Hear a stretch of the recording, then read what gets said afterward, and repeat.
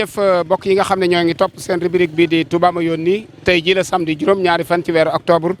mbokk yi tey maa ngi ci ab tëli bu ne ci marché Guédé gi tëli bi nag du ma leen wax dara damay ànd ak sama caméraman Mountakha ba mu wan ma tëli bi Mountakha wan ma tëli bi xoolal ma toj-toj yi xool sareet yi nañ fiy jéggee xoolal lii dansé lu ko gën di dansé mbokk yi toj-toj ndox mi taawut lu dul ne tëli bee toj def pax ndox mi taaj waa lii mbokk yi kan moo yor wàllu tëli kan moo ko yor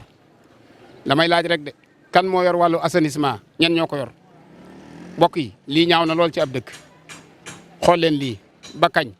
toj-toj bi newu fi ci noor ren rek de daaw fi la ko fekk daaw jéeg fi la ko fekk ren fekkaat ko fi bu ñu yeexee 2026 fi la ko fekk ngir lan amul entretien kenn du ko defar xoolal ma trottoir yi ni mu yàqoo xoolal oto yi niñ fiy tàbbee mbokk yi lii mën naa yàq oto yu baree bari ci loo xam ne defar gi mën naa bañ a mat benn bis kon mbokk yi seen mbokk taalibe Fallou Galass Syll Touba yónni waat ko ci ay jafe-jafe yu am ci dëkk bi rek muy laaj nag jafe-jafe yi kañ la ñuy tàggoog moom yaakaar naa ne bu ngeen xoolal ma camion bi ni muy duggee ci biir ndox mi lii bu doon oto bu ndaw day daal di yàqu fa saasa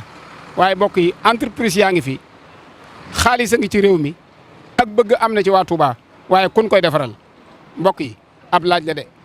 man daal jàmbatuma sànniwu may xeer merewuma kenn Touba moo ma yónni rek ci boppam di ma laaj waneel ma samay mbedd waneel ma samay tëli waneel ma jafe-jafe sama population ba xam ban solution lan la ciy am seen mbokk taalibe la Fallou Galass Syll fii ci route de Guédé wetu marché bi Touba yónni woon ko fii ci tëli bi mu leen di wan jafe-jafe yi nga xam ne moo fi nekk di leen joxaat rendez-vous incha allahu rabbi suba ci dimanche ji ci beneen jataay wasalaamualeykum wa rahmatullahi wa barakaatu.